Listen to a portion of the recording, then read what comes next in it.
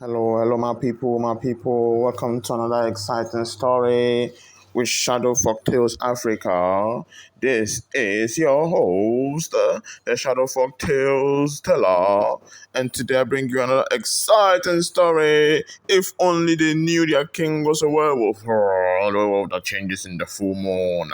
I bet you're gonna like this story. This is the part two. Check out my channel for the part one of the story. And if you haven't subscribed, I don't know what you're doing. Just do well to like, to subscribe, to share, and let us grow this channel. Thank you so much for your time and listen and enjoy. Only they knew their king was a werewolf. Part 2. The forest of Oakhaven was no longer a sanctuary. It had become a trap of sharpened iron and cold whispers. Jingo moved through the thickets, his eyes scanning for any sign of the silver beast that had haunted the village's borders. Crouched in the shadows of an ancient oak, the great silver wolf held his breath.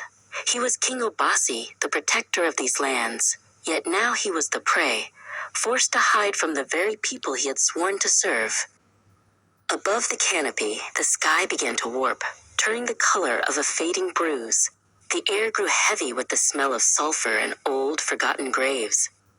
Django stopped in his tracks, his spear trembling as the wind began to howl with a voice that wasn't natural.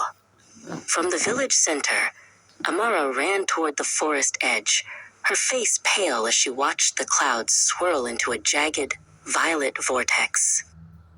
The rift in the sky finally tore, and from the darkness stepped Malachor.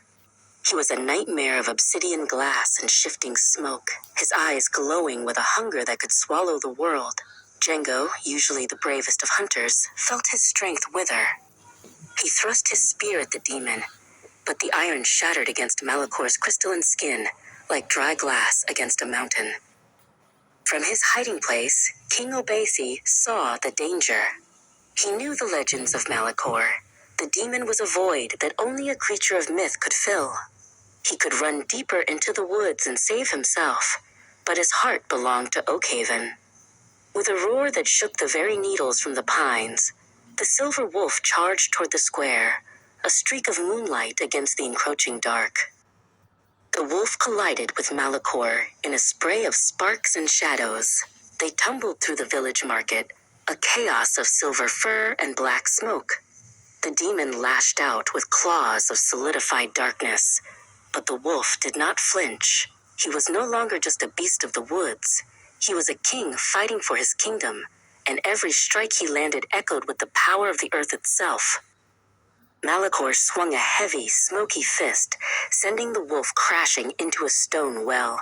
Django lay nearby, trapped under a fallen timber, watching in silent horror. The demon turned to finish the hunter, but the silver wolf scrambled back to his feet, throwing his body in front of Django. He took a blow meant for the man who had tried to kill him, his silver fur staining red as he stood his ground. Realizing the wolf's weakness was his love for the villagers, Malachor turned his sights on Amara. She had stayed to help the elderly reach safety, and now she stood alone as the demon's shadow stretched over her like a shroud. She didn't scream. She stood tall, her eyes reflecting the flickering violet fire of the rift, refusing to let fear be her end. Before Malachor could strike, the silver wolf lunged with a speed that defied the wind. He tackled the demon, pinning it to the cobblestones and shielding Amara with his massive frame. For a heartbeat, Amara looked into the wolf's golden eyes. In that gaze, she didn't see a monster to be feared, but a soul of infinite kindness and ancient heavy sorrow. With a final, thunderous howl, the wolf bit deep into the demon's obsidian core. A blinding light erupted from the center of the square as Malachor's form shattered into 1,000 harmless shards of mist. The violet rift in the sky sealed shut with a soft pop, leaving the village in a sudden, heavy silence.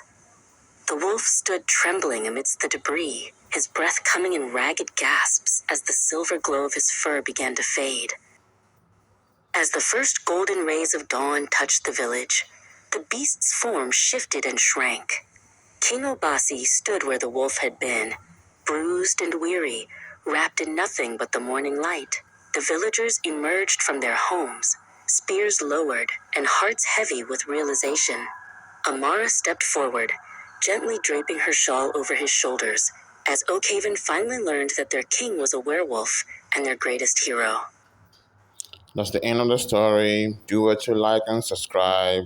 And for more exciting stories like this, just comment stories or comment more stories, and I will be able to create more and send you more. Thank you so much for your support.